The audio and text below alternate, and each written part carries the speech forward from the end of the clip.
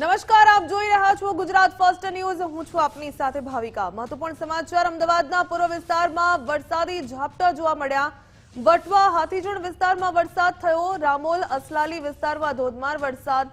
કેટલાક વિસ્તારોમાં કરાની સાથે ધોધમાર વરસાદ ખાબક્યો। અચાનક વાતાવરણમાં પલટો આવ્યો છે। અમદાવાદના પૂર્વ વિસ્તારમાં વરસાદી માહોલ જોવા મળ્યો। વટવા હાથીજણ વિસ્તારમાં વરસાદ। રામોલ અસલાલી વિસ્તારમાં પણ ધોધમાર વરસાદ। કેટલાક વિસ્તારોમાં તો કરાની સાથે ધોધમાર વરસાદ થયો છે। દ્રશ્યો અમદાવાદના પૂર્વ વિસ્તારના, જ્યાં ધોધમાર વરસાદ થઈ રહ્યો છે। ઉલ્લેખનીય છે કે 3 સિસ્ટમ સક્રિય થતા વાતાવરણમાં પલટો આવ્યો છે। હવામાન વિભાગે માવઠું થવાની શક્યતા વ્યક્ત કરી હતી, ત્યારે રામોલ અસલાલી વિસ્તારમાં ધોધમાર વરસાદ થયો છે।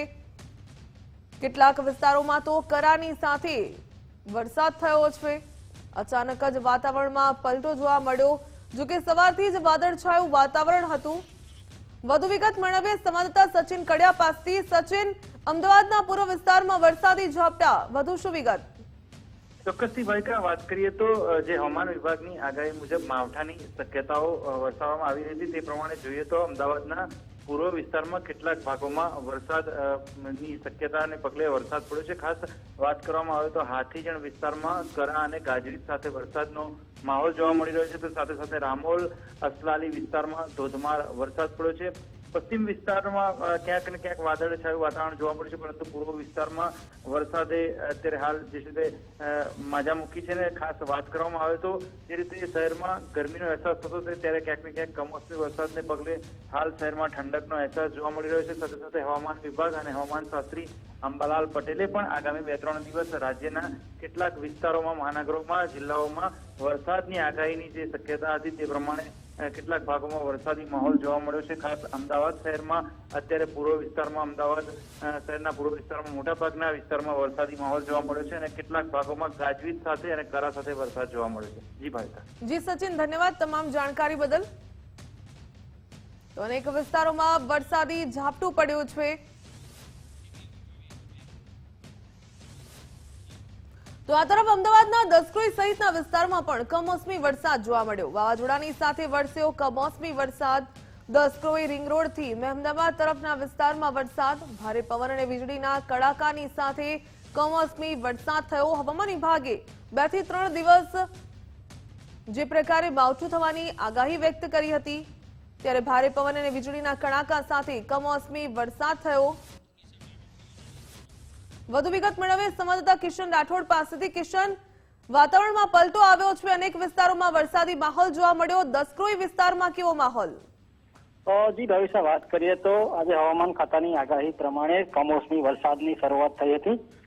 વાત કરવામાં આવે તો અમદાવાદના દસક્રોઈ ગ્રામ્ય વિસ્તારમાં રિંગ રોડથી લઈને હીરાપુર ચોકડીથી રાજકા સહિત મેમદાદ સહિતના વિસ્તારોમાં કમોસમી વરસાદને લઈને પવનના ભારે સુસવાટા અને ગાજવીજ સાથે કરા સાથે વરસાદ વરસી રહ્યો હતો। વાત કરવામાં આવે તો હવામાન શાસ્ત્રી અંબાલાલની જે પ્રમાણે આગાહી દર્શાવી છે, જેને લઈને આ દસક્રોઈ વિસ્તાર છે, દસક્રોઈથી સાથે સાથે ખેડા જિલ્લાના મહેમદાવાદ વિસ્તારોમાં પણ ક્યાંક ને ક્યાંક વરસાદ વરસી રહ્યો છે।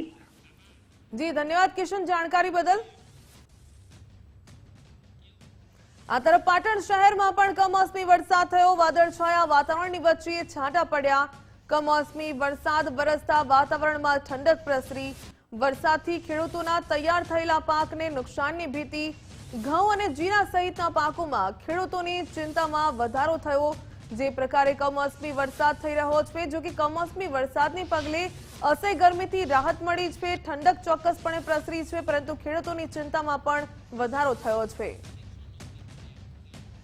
આ તરફ મહેસાણા જિલ્લામાં પણ વાતાવરણમાં પલટો જોવા મળ્યો। બહુચરાજી, ઉનાવા અને મોઢેરામાં કમોસમી વરસાદ થયો। ભર ઉનાળે વરસાદથી વાતાવરણમાં ઠંડક પ્રસરી। કમોસમી વરસાદથી ખેડૂતોની ચિંતામાં વધારો થયો।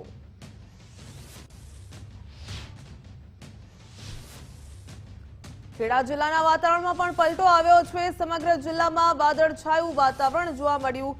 માતરના ગ્રામીણ વિસ્તારોમાં વરસાદ પડ્યો। ભલાડા, સાયલા, શેખુપુરુ સહિતના ગામડાઓમાં વરસાદ પડ્યો છે। જિલ્લાના કેટલાક વિસ્તારોમાં કમોસમી વરસાદી ઝાપટા પડ્યા।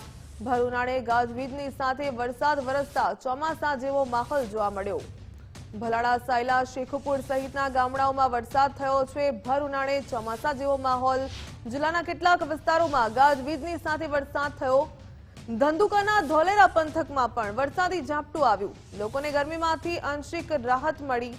ભાલ પંથકના ધોલેરા, આંબલી, સાંઢીડા વિસ્તારમાં કમોસમી વરસાદ થયો. ભારે પવન સાથે વરસાદથી ખેડૂતોની ચિંતા વધી. હવે વાત કરીએ ભાવનગર શહેરની, તો ભાવનગર શહેર અને જિલ્લામાં પણ વરસાદી માહોલ જોવા મળ્યો. ભર ઉનાળે વરસાદ પડતા ખેડૂતોની ચિંતા વધી. માવઠાને કારણે બાગાયત પાકને નુકસાનની ભીતિ. ભારે વરસાદને કારણે વીજ પુરવઠો ખોરવાતા મુશ્કેલી હાલ તો જોવા મળી રહી છે. ભાવનગરના સિહોર તાલુકાના ગ્રામ્ય વિસ્તારમાં પણ માવઠું થયું. સિહોર તાલુકાના દેવગણા, વરલ, ખરકડીમાં કરા સાથે વરસાદ થયો. સવારથી વાદળછાયા વાતાવરણની વચ્ચે અચાનક વરસ્યો વરસાદ. ભર ઉનાળે વરસાદના ઝાપટાથી ખેતીને અસરની સંભાવના. પોરબંદર જિલ્લાની વાત કરીએ તો પોરબંદર જિલ્લાના વાતાવરણમાં વહેલી સવારથી જ અચાનક પલટો આવ્યો હતો. શહેરના અનેક વિસ્તારોમાં વરસાદી માહોલ વચ્ચે ઝાપટા પડ્યા. ધોધમાર વરસાદી ઝાપટાથી રસ્તાઓ પર પાણી ફરી વળ્યા. ચોમાસા જેવા વાતાવરણને કારણે જગતનો તાત ભારે ચિંતિત બન્યો. કમોસમી વરસાદની ખેડૂતોના પાકને નુકસાનની હાલ તો મોટી ભીતિ સેવાઈ રહી છે.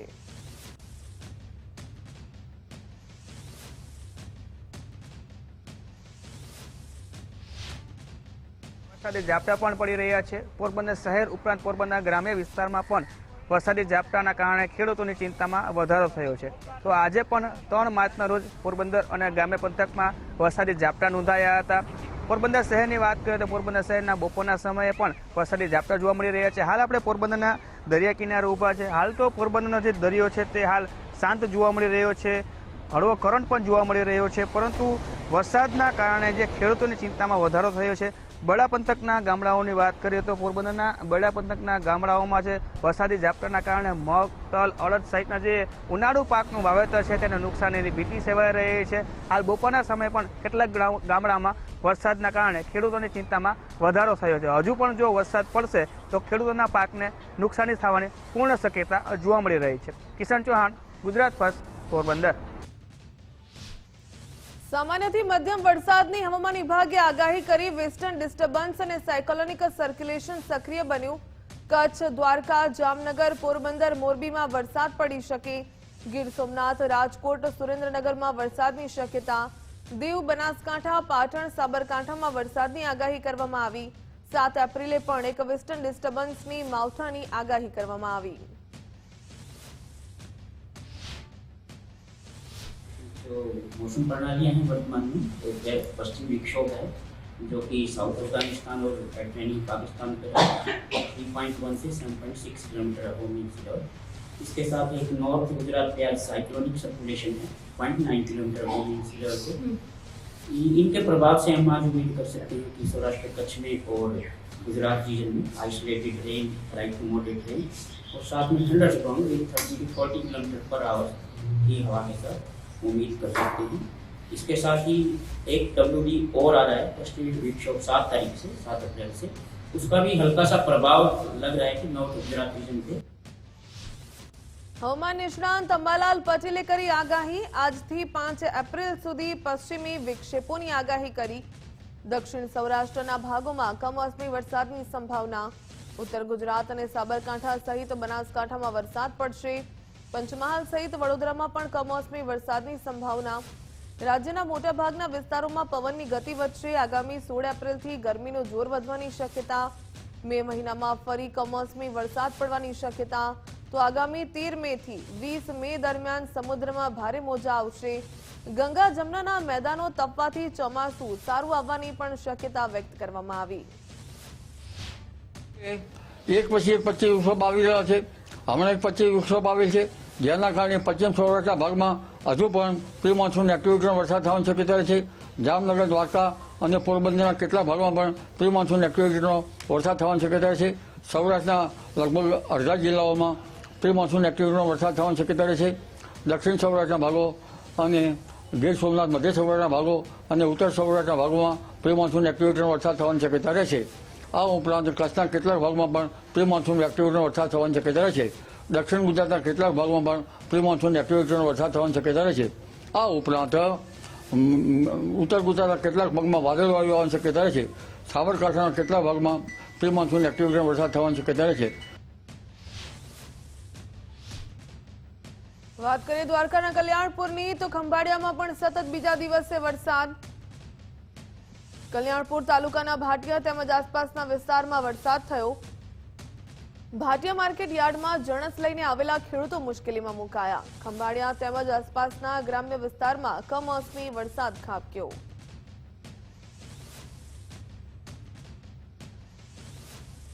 સતત વરસાદ થઈ રહ્યો છે તેને પગલે ખેડૂતો ચિંતામાં મુકાયા. ખંભાળિયામાં પણ સતત બીજા દિવસે જે વરસાદ થઈ રહ્યો છે, ગાજવીજ અને ધોધમાર જે વરસાદ થયો છે તેને પગલે ખેડૂતોની ચિંતા વધી. જણસ લઈને જે ખેડૂતો પહોંચ્યા હતા તેમની ચિંતા વધી છે. ભાટિયા માર્કેટ યાર્ડના દ્રશ્યો જોવા મળ્યા. દ્વારકા જિલ્લામાં સતત બીજા દિવસે પણ કમોસમી વરસાદ યથાવત જોવા મળ્યો. દ્વારકાના અનેક વિસ્તારોમાં ગાજવીજ સાથે ધોધમાર વરસાદ. ખંભાળિયા તાલુકામાં તેમજ ગ્રામ્ય વિસ્તારોમાં વરસાદ વરસ્યો. કલ્યાણપુર અને ભાણવડ તાલુકામાં પણ વરસાદી માહોલ. દ્વારકા શહેરમાં વરસાદી ઝાપટાથી વાતાવરણ ઠંડુ બન્યું. નાગેશ્વર જ્યોતિર્લિંગ આસપાસના વિસ્તારમાં પણ ભારે વરસાદ થયો. કોરાડા, લાંબા અને ભાટિયા ગામોમાં ધોધમાર વરસાદ વરસ્યો. ભોગાત, બેહ અને કેનેડી વિસ્તારોમાં પણ રસ્તાઓ પર પાણી ભરાયા. પિંડારા, ગુંદા અને રામનગરમાં કાલે માવઠાની શરૂઆત થઈ. ચૈતરમાં ચોમાસા જેવો માહોલ વર્તાઈ રહ્યો છે. અત્યારે ચૈતર મહિનામાં આવું ક્યારે અમે એટલી મારી લાઈફમાં મેં આવું જોયું નથી કે જે જૂન મહિનામાં પહેલો વરસાદ આવે ને જે માહોલ હોય જે રીતે વરસાદ પડતો હોય ગાજવીજ સાથે, એવો આજ ગાજવીજ સાથે વરસાદ થઈ ગયો ને અત્યારે એકાદી જેવો પડી ગયો એવું દેખાય છે અને હજી પણ ધીમું ધીમું ચાલુ છે. હવે આ વરસાદ થવાથી આમ નુકસાન કહીએ તો લગભગ ખેડૂતોએ એનો જીરા ચણા પાક સાચવી દીધો, પણ નહીં તો 10% જેવા ખેડૂત કદાચ રહી ગયા હોય અથવા તો કોઈને ખેતરમાં થોડું ઘણું જો સાચવવાની સગવડ ન હોય તો એનું થોડું ઘણું નહીંવત પડેલું પણ હોય. ખાસ કરીને જે એના ઓલા ભૂકા ને એ બધું હોય હીરો ને એને વધારે નુકસાન થઈ શકે. એ છતાં અત્યારે ખેડૂતો જે અત્યારે ખેતીના કામમાં જે ચોમાસાની પૂર્વ તૈયારી કરતા હોય કે ખેડતા હોય અને મોરમ ભરતા હોય એ બધા કામ થોડા ડિસ્ટર્બ થઈ ગયા અને ખેડૂતોને આવું થાય એટલે સ્વાભાવિક થોડું ઘણું નુકસાન તો થાય. એટલે ખેડૂતો થોડા ચિંતામાં અત્યારે મુકાઈ ગયા છે. રાજકોટ શહેરની વાત કરીએ તો રાજકોટ શહેરમાં વાદળછાયું વાતાવરણ જોવા મળ્યું. અસહ્ય ગરમી બાદ અચાનક વાતાવરણમાં પલટો આવ્યો. શહેરના અનેક વિસ્તારમાં કમોસમી વરસાદ વરસ્યો. હવામાન વિભાગની આગાહીને લઈને યાર્ડ પણ સતર્ક બન્યું. યાર્ડમાં જણસ ખુલ્લામાં ન ઉતારવા ખેડૂતોને જાણ કરાઈ.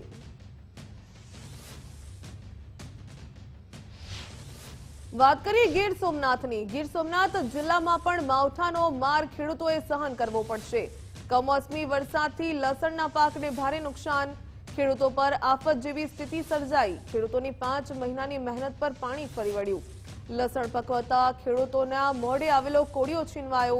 અચાનક પડેલા વરસાદથી ખેતીમાં ભારે નુકસાન પહોંચ્યું. 10-12 વીઘાનું લસણ હતું. પવન જોરદાર પવન હતો.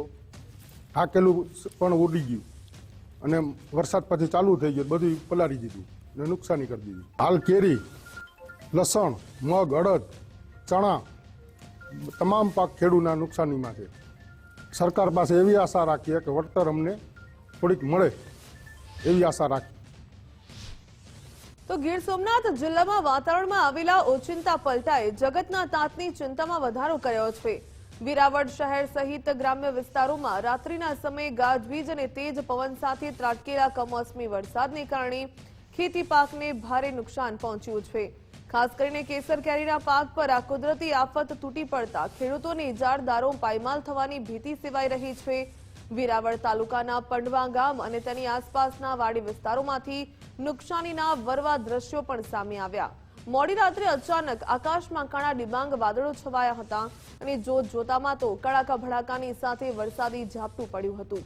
पंडवा ગામના ખેડૂતોના જણાવ્યા અનુસાર વરસાદની સાથે ફૂંકાયેલા તેજ પવનને કારણે આંબા પરથી કેરીઓ ખરી પડી છે, જેનાથી સિઝનની મહેનત પર પાણી ફરી વળ્યું. સવારમાં 6 વાગ્યામાં વાતાવરણમાં પલટો આવવાથી કેસર કેરીમાં 40% નુકસાન છું અને આવું ને આવું 3 વર્ષથી હાલ્યો આવે. અમારે 11 થી 12 વીઘાનો બગીચો છે. હવે અમારે આને કાપવો કે રાખવો, સરકાર કંઈક સહાય દઈ તો થાય. એટલે આમાં ખર્ચો બહુ આવે, બરોબર. અને દવા છાંટી, આમાં મહેનત કરી, હજી પણ આમાં કામ ચાલુ જ છે. અત્યારે આ ખાખડી વીણે 5 થી 6 ગુણ ખાખડી થાય. અત્યારે રાતના સમયે વરસાદ તો થઈ ગયો છે. અત્યારે નુકસાન છે બહુ મોટા પાયે. અત્યારે સમજો કે 40-50% જેવું તો ખરી ગયું છે. એવું છે. અત્યારે તમે જોવા જાવ તો અત્યારે હું ઇજાદાર છે. અત્યારે ઇજારાના પણ રૂપિયા નહીં થાય. એનું કારણ છે કે આવો ને આવો સમય રહે તો ખેડૂત પણ આમાં અત્યારે શું કરશે એનું કંઈ નક્કી નથી. એનું કારણ છે કે મેં તો 5 લાખ 10 માં રાખેલો જ છે ઇજારો. અત્યારે એના પર રૂપિયા થાય એમ નથી.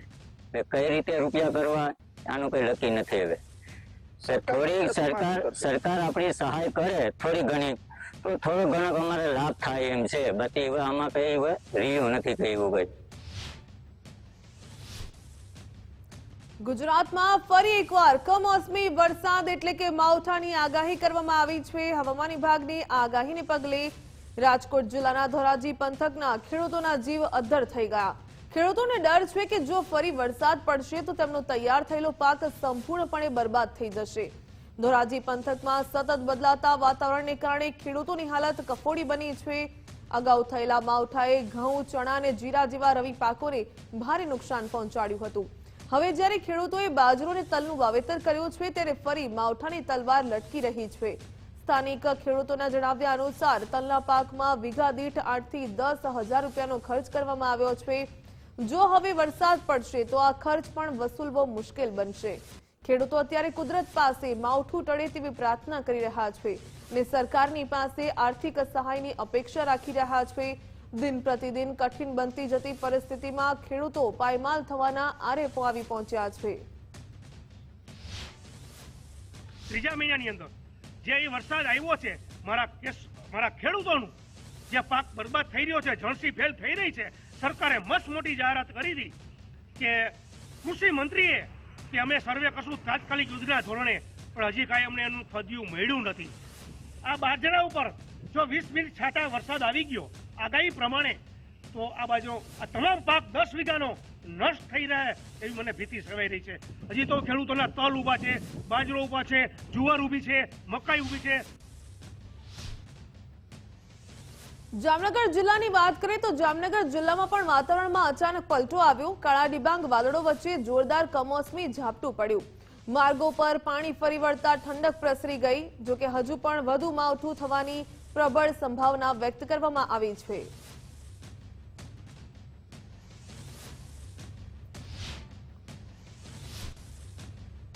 હવે વાત કરીએ કચ્છની, તો કચ્છમાં સતત બીજા દિવસે કમોસમી વરસાદી માહોલ. અંજાર અને ભચાઉમાં તોફાની પવન સાથે વરસાદ પડ્યો. ગાંધીધામના મુખ્ય માર્ગો પર વરસાદી પાણી ફરી વળ્યા. અબડાસા પંથકમાં મોડી રાત્રે ગાજવીજની સાથે માવઠું પડ્યું. કમોસમી વરસાદથી ખેડૂતોના તૈયાર પાકને મોટા પાયે નુકસાન પહોંચ્યું.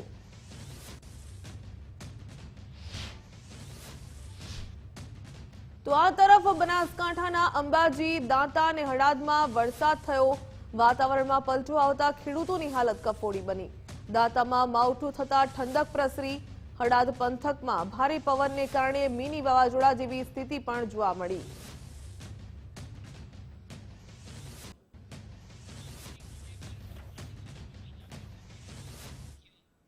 હવે વાત કરીએ સ્થાનિક સ્વરાજ્યના જંગની.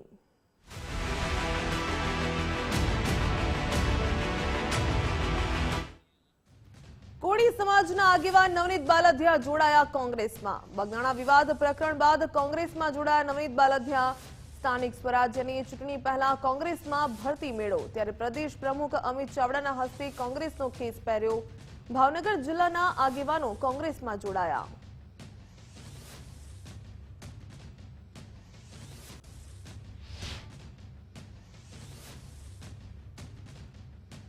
કોંગ્રેસમાં જોડાયા બાદ નવનીત બાલદિયાનું પ્રથમ નિવેદન પણ સામે આવ્યું. સમાજના લોકો સાથે હું કોંગ્રેસમાં જોડાયો છું તેવું કહ્યું. સાથે જ કહ્યું કે ચૂંટણી લડવાની ઈચ્છા નહીં, પણ સમાજ માટે જોડાયો.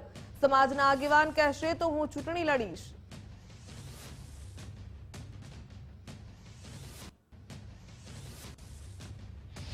નહીં, ચૂંટણી લડવાની નહીં. હું એક આગેવાન તરીકે આમાં જોડાણો છું,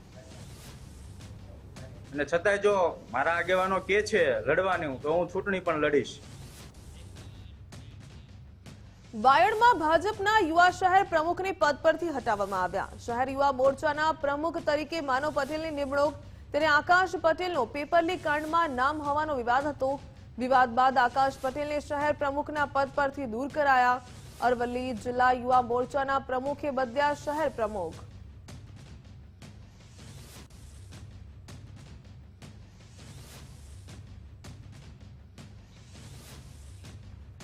સુરતમાં ભાજપ અને આમ આદમી પાર્ટીની વચ્ચે જામશે જંગ. વોર્ડ નંબર 2 માં પતિ પત્ની સામસામે લડે તેવી સંભાવના. ભાજપની સેન્સ પ્રક્રિયામાં ધાર્મિક માલવિયાએ દાવેદારી કરી.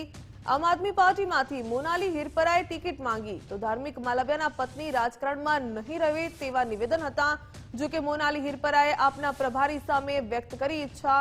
5 વર્ષ કોર્પોરેટર તરીકે મોનાલી હિરપરા રહ્યા છે સક્રિય. ત્યારે બંને પક્ષો પસંદગી કરે તો જામશે સીધી ટક્કર. વોર્ડ નંબર 2 માં રાજકીય હિલચાલથી ભારે ઉત્તેજના વ્યાપી. સુરત ભાજપ કાર્યાલય ખાતે સંકલન બેઠક યોજાઈ. ધારાસભ્ય અને સાંસદ સંકલન બેઠકમાં હાજર રહ્યા. સાંસદ મુકેશ દલાલના વિપક્ષ પર આકરા પ્રહાર. કહ્યું કે વિપક્ષનો ગ્રાઉન્ડ પર કોઈ બેઝ હોતો જ નથી. સમગ્ર ગુજરાતમાં આપ પાર્ટીનો દેકારો થયો. આપ પાર્ટીનો ગુજરાતમાં કારમો પરાજય થયો.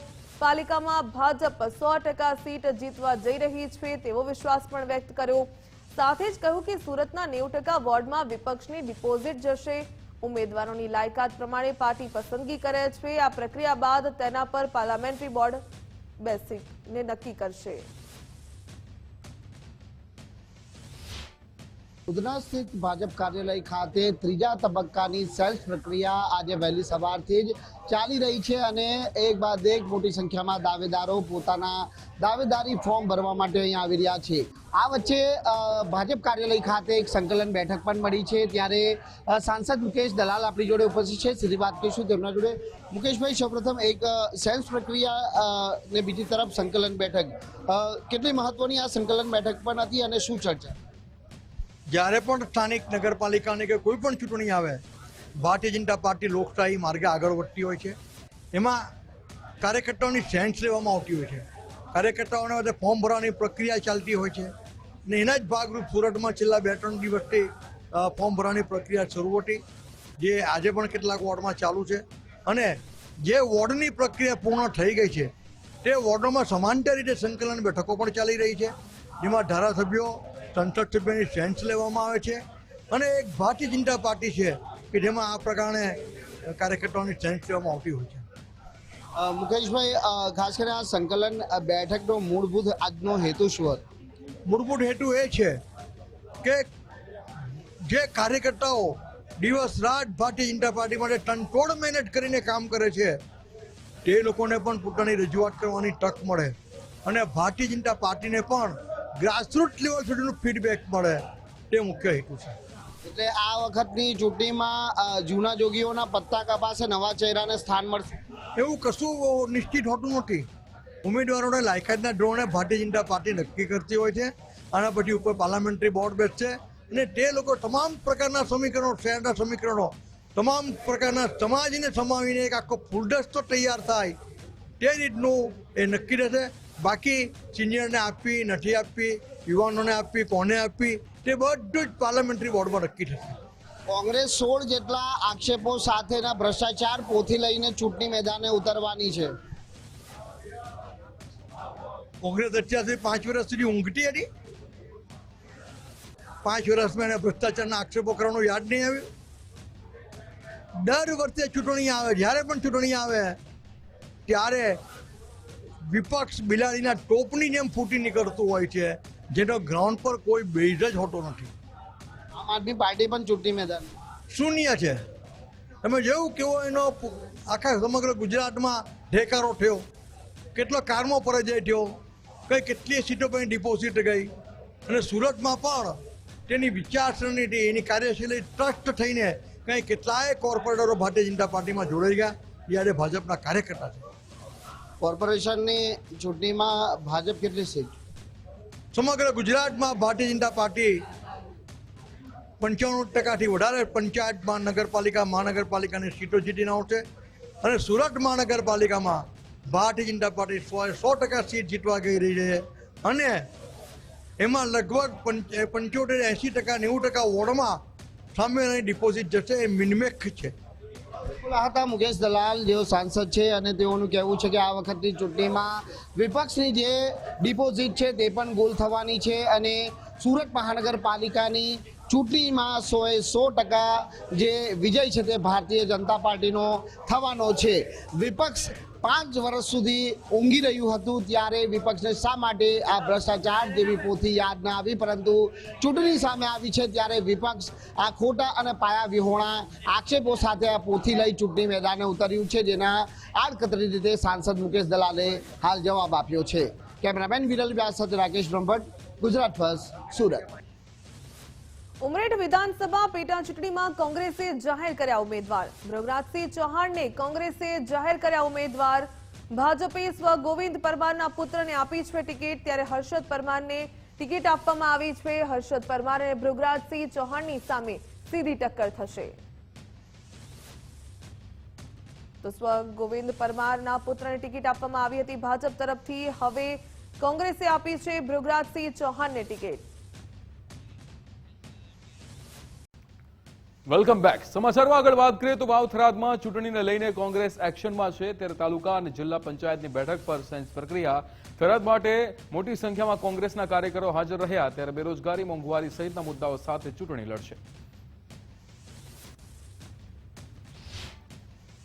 નવરચિત વાવ થરાદ જિલ્લાની જિલ્લા પંચાયત અને તાલુકા પંચાયતની અત્યારે સેન્સ પ્રક્રિયા છે. ખૂબ સારો એવો ઉત્સાહ છે આગેવાનોમાં અને કાર્યકરોમાં. અત્યારે પ્રજા મોંઘવારીથી ત્રસ્ત છે. બેકારી, બેરોજગારી, MSPના ભાવ ન મળવા વગેરે વગેરે હજારો મુદ્દાઓ છે. આ મુદ્દાઓને લઈને અમે પ્રજા વચ્ચે જશું, અને પ્રજાએ અમને 100% આવકાર્યા છે. આ ફેરે તાલુકા પંચાયત પણ કોંગ્રેસની બને છે અને જિલ્લા પંચાયત પણ કોંગ્રેસની બને છે, અને બહુ મોટી જંગી બહુમતીથી બને છે એવો 100% અમને વિશ્વાસ છે. સ્થાનિક સ્વરાજની ચૂંટણીને લઈને સેન્સ પ્રક્રિયા તેજ, ત્યારે બીજા દિવસે કચ્છમાં ભાજપ દ્વારા ઉમેદવારોની પસંદગી. અંજાર, રાપર અને ભચાઉ તાલુકા પંચાયત માટે ઉમેદવારોની સેન્સ. જિલ્લા પંચાયત તેમજ નગરપાલિકાના દાવેદારોની દાવેદારી. નિરીક્ષક હિરેનભાઈ હિરપરા, જયનાથસિંહ પરમારને ફોર્મ સોંપાયા, ત્યારે શ્રદ્ધાબેન રાજપૂત પણ સેન્સ પ્રક્રિયામાં ઉપસ્થિત રહ્યા. બીજા દિવસે પણ ઉમેદવારી કરવા હોડ લાગી.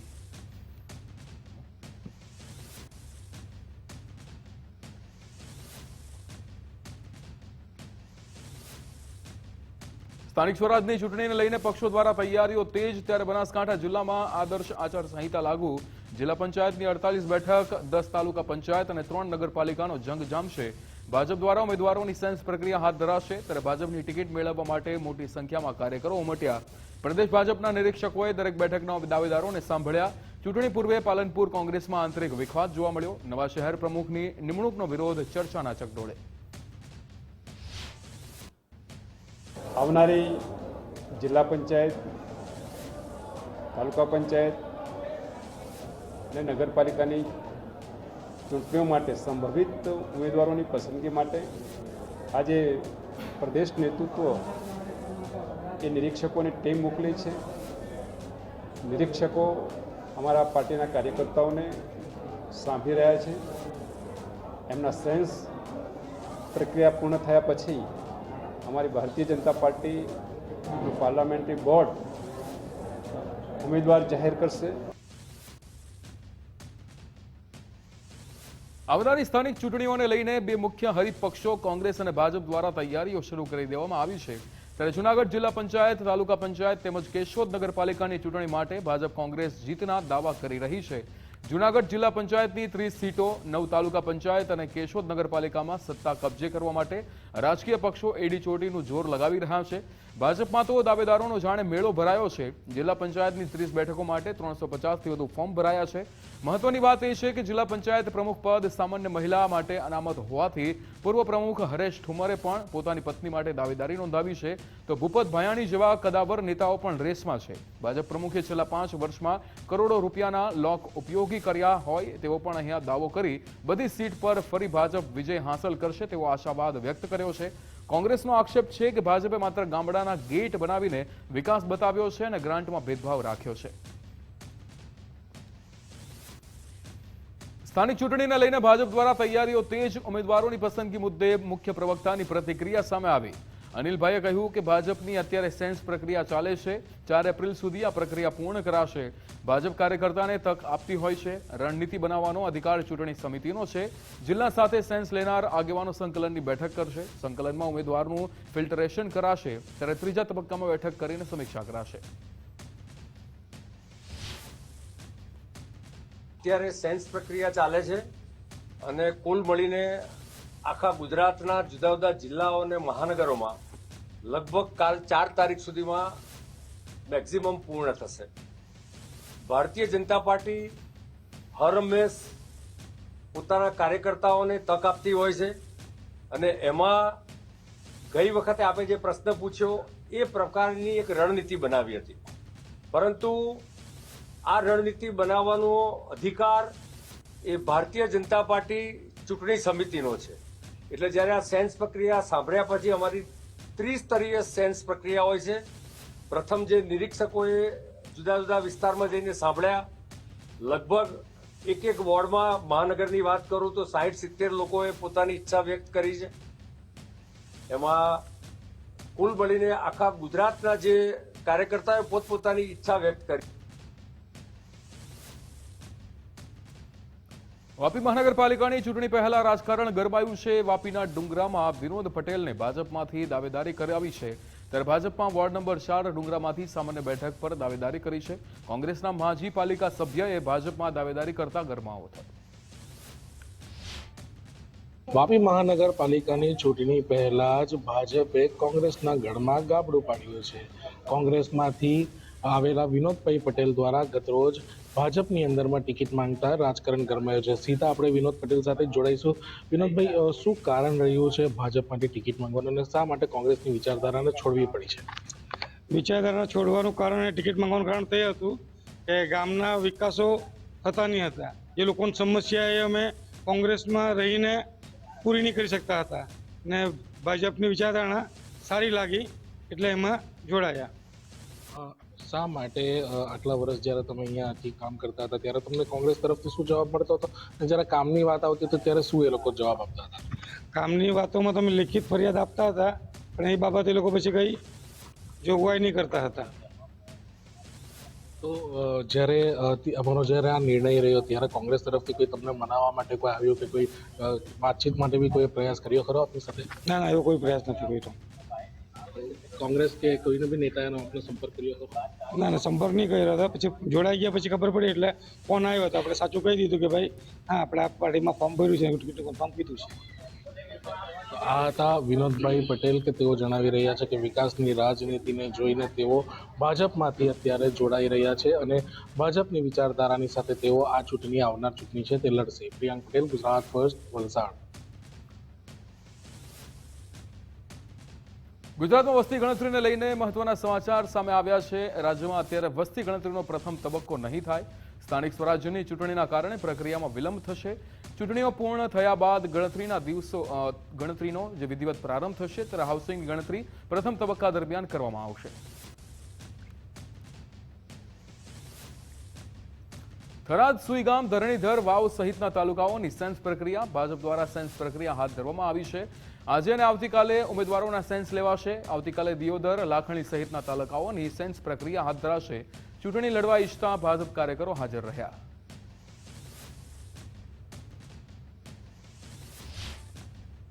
નવનિયુક્ત થરાદ જિલ્લાની આજે 3 અને 4 તારીખે સેન્સ પ્રક્રિયા હાથ ધરવામાં આવી છે.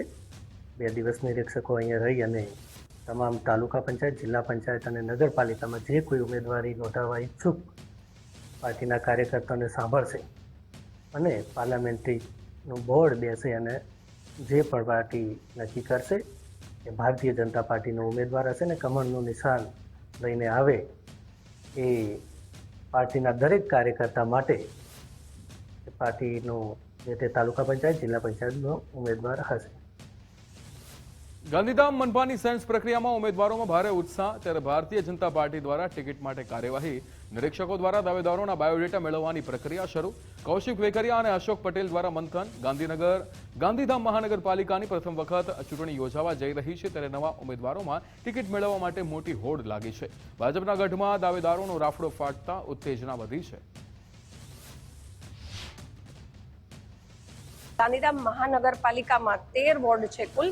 એમાંથી હું વોર્ડ નંબર 3માં મારી દાવેદારી નોંધાવું છું ચૂંટણી માટે.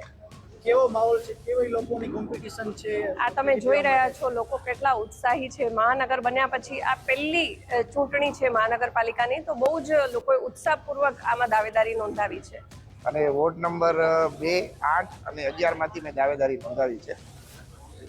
આજનો જે સેન્સની પ્રક્રિયા ચાલી રહી છે, કેવો લોકોમાં ઉત્સાહ છે અને કેવો કોમ્પિટિશન છે?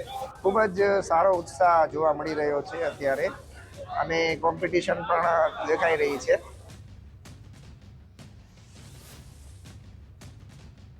સ્થાનિક સ્વરાજ્યની ચૂંટણીને લઈને કોંગ્રેસની તૈયારીઓ તેજ. જિલ્લા કોંગ્રેસ પ્રમુખ વી.કે. હુંબલનું નિવેદન સામે આવ્યું. તેમણે કહ્યું કે સ્થાનિક સ્વરાજ્યની ચૂંટણીમાં કોંગ્રેસ આવશે. ખેડૂતોને અન્યાય થવા પામ્યો છે. યુવાનો માટે બેરોજગારીનો પ્રશ્ન ઊભો થયો છે. દારૂ અને ડ્રગ્સની પ્રવૃત્તિ વધી છે. પ્રદેશ કોંગ્રેસના પ્રભારી યાસીનભાઈ ગજ્જણ પણ ઉપસ્થિત રહ્યા. આ વખતે લોકોએ મન મનાવી લીધું છે કે આ સ્થાનિક સ્વરાજ્યની ચૂંટણીઓમાં કોંગ્રેસ પક્ષને આશીર્વાદ આપશે. કોંગ્રેસ પક્ષના ઉમેદવારો વધારે વિજય થશે, જીત મેળવશે અને તાલુકા પંચાયત, જિલ્લા પંચાયત અને નગરપાલિકામાં કોંગ્રેસનું શાસન આવશે. જેનું મુખ્ય કારણ આપણે કહીશ કે આ શાસનથી લોકો ત્રાસી ગયા છે. આ સરકારમાં ખેડૂતો ઉપર જે અત્યાચારો કરવામાં આવ્યા છે, ખેડૂતોને મહિનાઓ સુધી આંદોલનો કરવામાં પડ્યા છે, તેમ છતાં સરકારના પેટનું પાણી હલ્યું નથી. એની રાહ ખેડૂતો જોઈ બેઠા છે અને ખેડૂતો મોટું પરિવર્તન આ સ્થાનિક સ્વરાજ્યની ચૂંટણીમાં કરવાના છે. ગોધરા ખાતે શૈક્ષિક મહાસંઘ દ્વારા સાધારણ સભાનું આયોજન, જેમાં વિવિધ વિસ્તારોમાંથી મોટી સંખ્યામાં શિક્ષકો ઉપસ્થિત રહ્યા.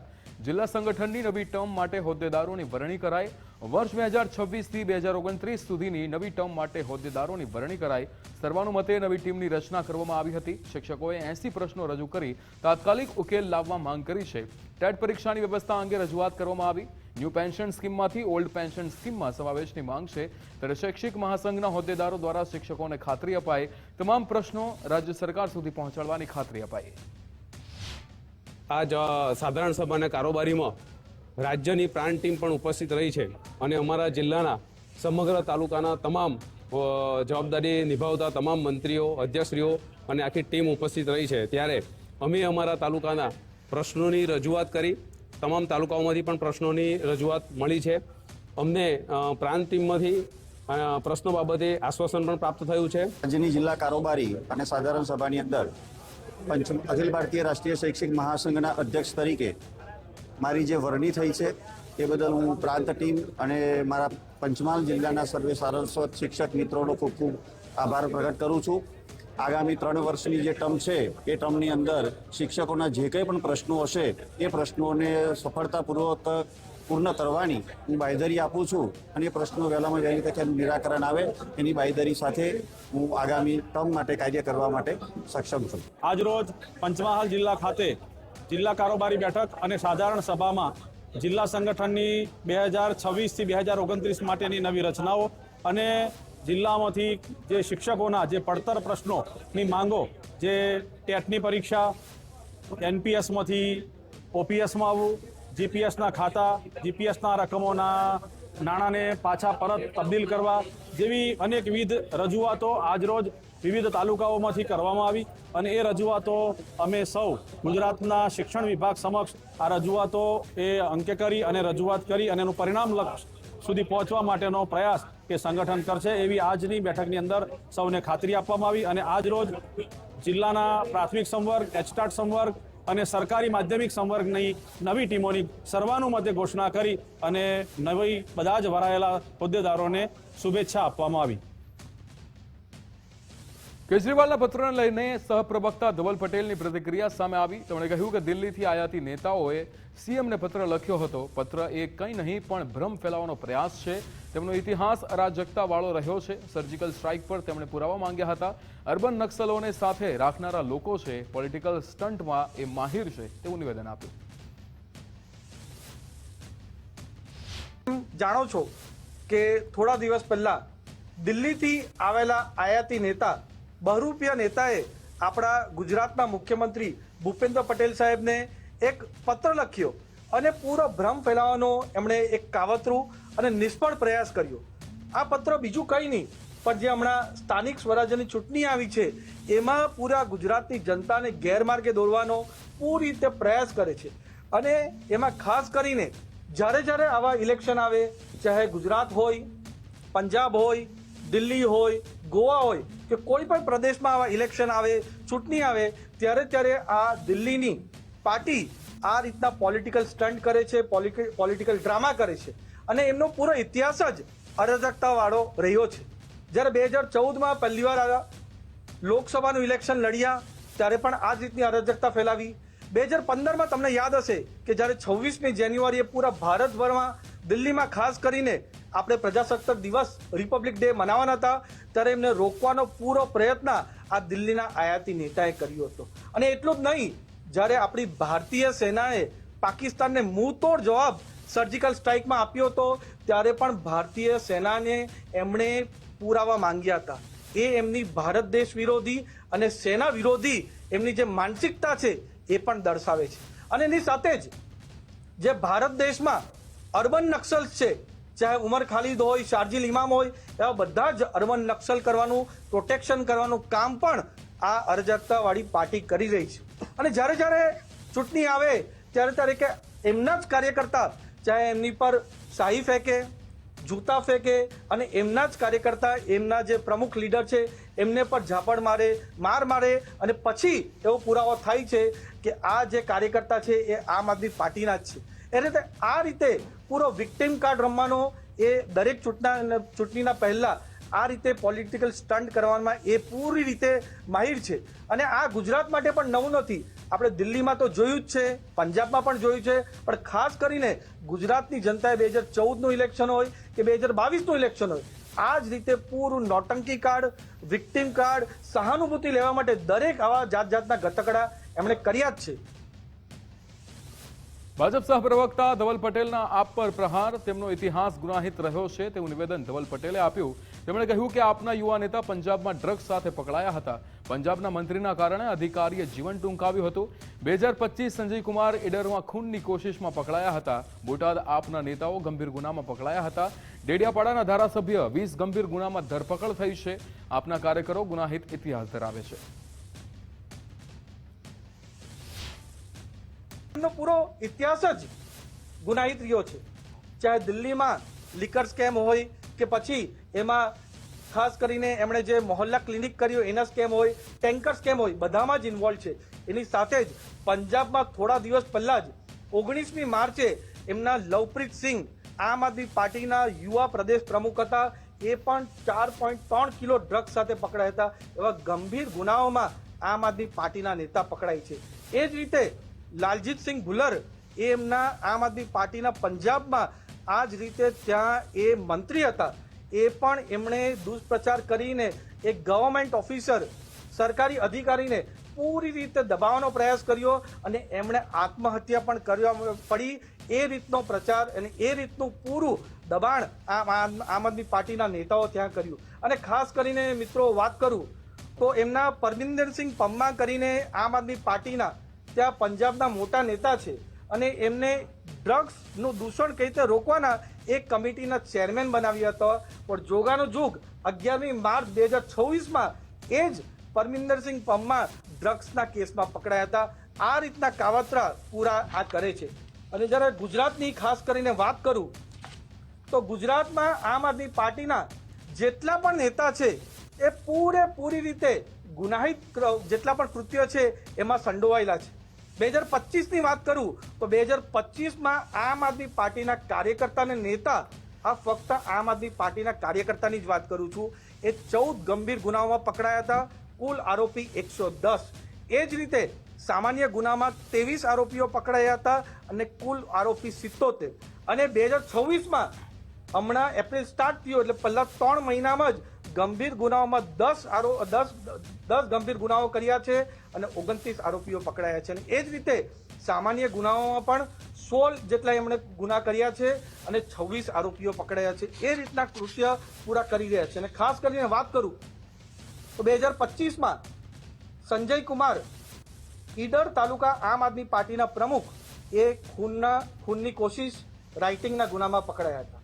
એ જ રીતે લાલજીભાઈ પોપટભાઈ વાઘેલા એ બોટાદ જિલ્લાના આમ આદમી પાર્ટીના એસટી અને એસસી સેલના પ્રમુખ અને સાથે સાથે ભૂપતભાઈ જમોડ એ પણ બોટાદમાં જિલ્લાના આપના મહામંત્રી એ પણ ખૂનની કોશિશ રાઇટિંગના ગુનામાં પકડાયા હતા. એ જ રીતે ત્રીજો ગુનાની વાત કરું 2025ની તો વિપુલભાઈ ઠાકોર એ પણ ખાસ કરીને 2025માં બોટાદની અંદર ખૂનની કોશિશ, જાનથી મારી નાખવાની ધમકી એમાં પકડાયા હતા.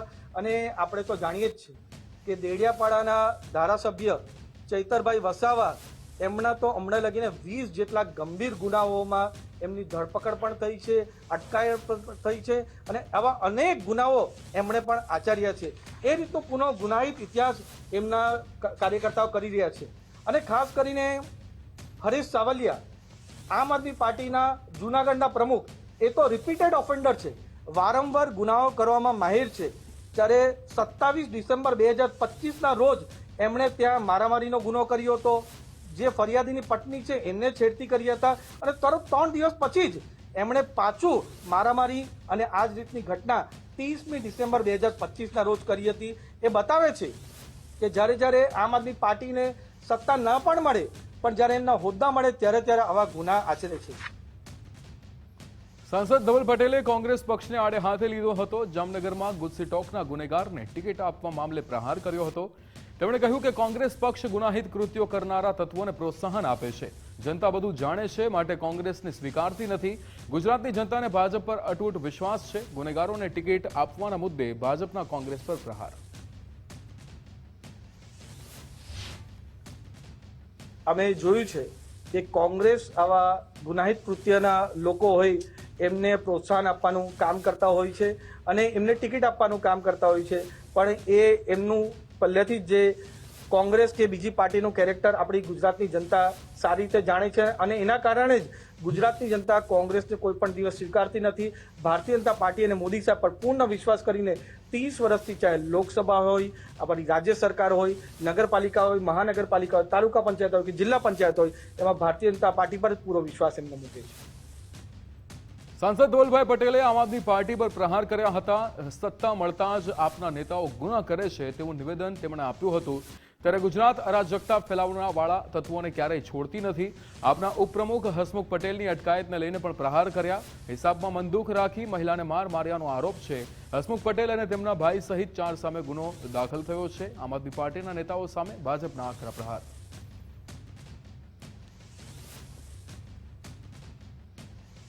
હમણાં તાજેતર કેસની વાત કરું તો હસમુખ પટેલ એ ગુજરાતના આમ આદમી પાર્ટીના ઉપપ્રમુખ છે, પ્રદેશના ઉપાધ્યક્ષ છે.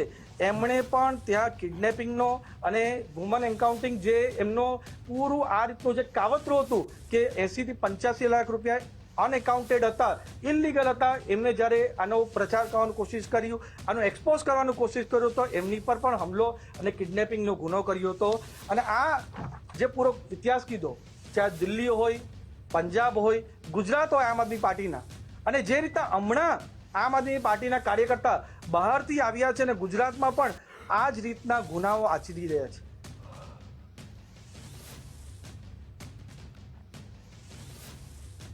સ્થાનિક સ્વરાજ્યની ચૂંટણી જાહેર થયા બાદ ભાજપ, કોંગ્રેસ અને આમ આદમી પાર્ટી દ્વારા તૈયારીઓ આરંભી દેવાઈ છે.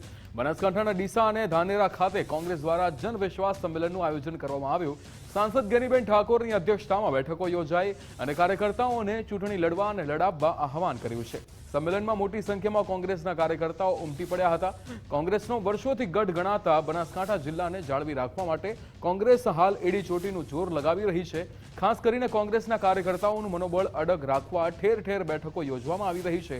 સાંસદ ગેનીબેન ઠાકોરે કહ્યું કે ઉમેદવારોની પસંદગી કરો ત્યારે 24 કેરેટ સોનું હોય તેવા ઉમેદવારને પસંદ કરજો.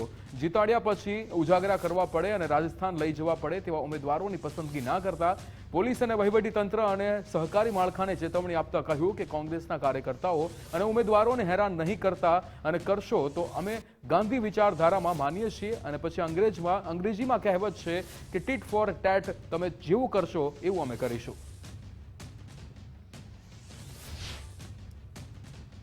બાબા સાહેબ આંબેડકરે જે બંધારણ આપ્યું, સંવિધાન આપ્યું, આ દેશ ચાલે છે સંવિધાનના હિસાબે ચાલે છે, નહીં કોઈ પોલીસ તંત્ર કે ભારતીય જનતા પાર્ટી. એટલે સંવિધાનનું રક્ષણ કરવું, લોકશાહીનું રક્ષણ કરવું અને અમારા કાર્યકરોનું મનોબળ પૂરું પાડવું એ અમારી નૈતિક જવાબદારી છે. અને નૈતિક જવાબદારીના ભાગરૂપે કોંગ્રેસના કાર્યકરો માટે અને લોકશાહી બચાવવા માટે જે પણ સહન કરવાનું થતું હશે એ આગળની હરોળ એમાં પીછેહટ નહીં કરે. નેરાની અંદર આજે સેન્સ પ્રક્રિયામાં હજારો લોકો અહીંયા આવ્યા છે. ત્યારે બનાસકાંઠા હંમેશા કોંગ્રેસનો ઘટ્યો છે. ફરીથી આ વખતે 2026ની જિલ્લા પંચાયતમાં પણ કોંગ્રેસની બહુમતી સાથેની જિલ્લા પંચાયત બનશે, તાલુકા પંચાયતો બનશે અને નગરપાલિકાની અંદર પણ સારા એવી સીટો સાથે અમારી બોર્ડ બેસશે એમને પૂરો વિશ્વાસ છે. જે રીતે આજે ડીસાની અંદર, ધાનેરાની અંદર, ગઈકાલે વડગામની સેન્સ પ્રક્રિયાની અંદર પણ ખૂબ લોકોનો ઉત્સાહ હતો. અમદાવાદ સિવિલ હોસ્પિટલમાં કૌભાંડનો કોંગ્રેસનો આક્ષેપ. વાહન મેન્ટેનન્સમાં ગેરરીતિ થયાનો કોંગ્રેસે આરોપ લગાવ્યો છે. બ્લડ બેંકના વાહનનું બિલ તલોદના સર્વિસ સેન્ટરનું મુકાયાનો દાવો કરાયો. 4.89 લાખ રૂપિયાનું જીએસટી વગરનું બિલ મંજૂર કરાયું હોવાનો આક્ષેપ કરાયો. વાહન સર્વિસ માટે 36,500 રૂપિયાનું બિલ મુકાયાનો આરોપ થયો. વાલ બદલવાના 18,000 રૂપિયાના બિલ પર સવાલ ઉઠ્યા. 2025ની અંદર સિવિલ હોસ્પિટલમાં બ્લડ બેંકના જે વાહન છે એ વાહનની અંદર એક બિલ છે તલોદનું છે, અહીંયાનું નહીં હો, અમદાવાદમાં નહીં. વાહન અમદાવાદની સિવિલ હોસ્પિટલનું, એનું રિપેરિંગ ક્યાં થાય તો કે તલોદ. એવું બીજું બિલ 4,89,000નું, એ પણ તલોદનું, અને 18,000 રૂપિયાનો તો એનો વાલ રિપેરિંગના નામે બિલ ઉતારાય. આ આખા કેસની અંદર, આ બિલની અંદર જીએસટી નંબર નથી. જે નિયમ એવો છે કે 5,000 રૂપિયાથી વધારાની કોઈ પણ બાબત હોય તેના માટે સંપૂર્ણપણે જીએસટી સાથેનું બિલ જ વેલિડ ગણાય. કલોલના ખાતરજ ખાતે અરવિંદ મિલ ટેક્સટાઇલ પાર્કમાં આગ લાગી હતી. મિલના ફાયર ફાઇટર દ્વારા આગ પર કાબુ મેળવવાનો પ્રયાસ કરાયો. ફાયર ફાઇટર દ્વારા આગ ઉપર પાણીનો મારો ચાલુ કરવામાં આવ્યો હતો. ત્યારે આગમાં કોઈ જાનહાનિના સમાચાર નથી.